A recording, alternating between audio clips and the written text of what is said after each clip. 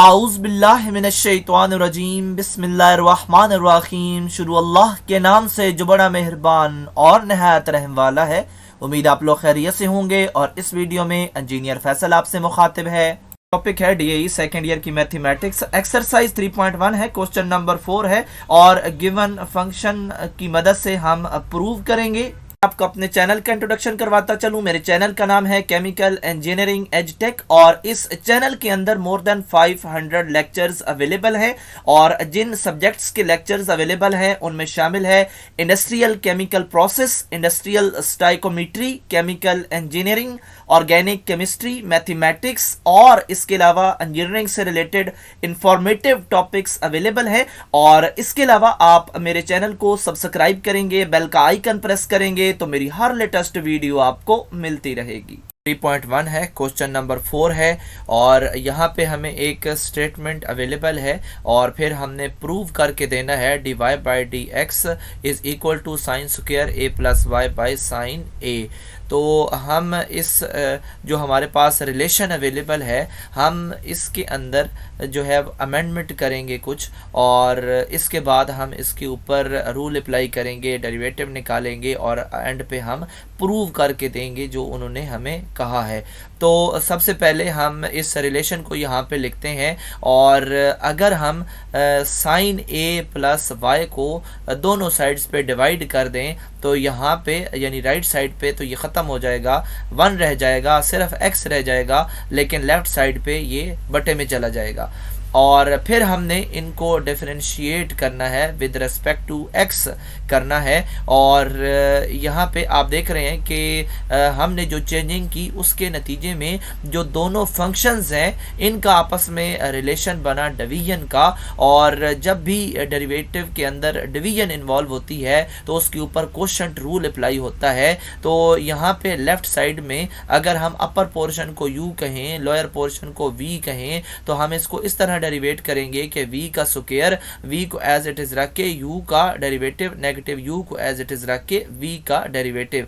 क्योंकि हम upper portion और लोअर पोर्शन को u और v कह चुके हैं तो अब हमने इस फार्मूला के मुताबिक जहां जहां भी u और v है वहां वहां पे हम इसको पुट कर देंगे इनकी वैल्यूज को। और उसके बाद हमने डेरिवेटिव लेना है इस फार्मूले के मुताबिक जहां जहां पे हमें कहा जा रहा। तो जो हमारी राइट साइड है जहाँ पे x रह गया था इसको भी हमने with respect to x derivate करना है।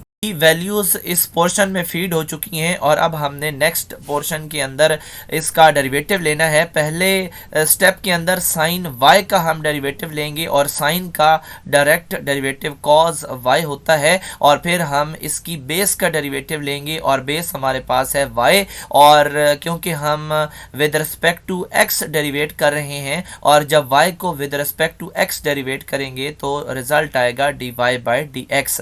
तो कॉज y के बाद इसलिए हमने यहाँ पे dy बाई डी एक्स लिख दिया।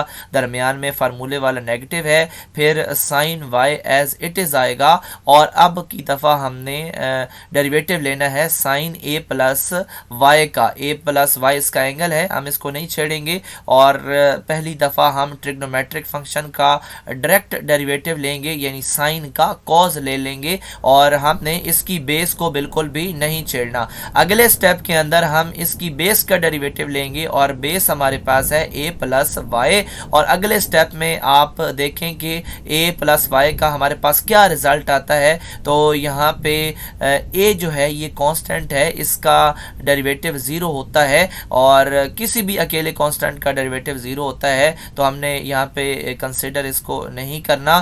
तो दोबारा जो है ये y है इसको भी डेरिवेटिव करना है और इसको विद रिस्पेक्ट टू x करेंगे तो हमारे पास आएगा dy बाई डी एक्स।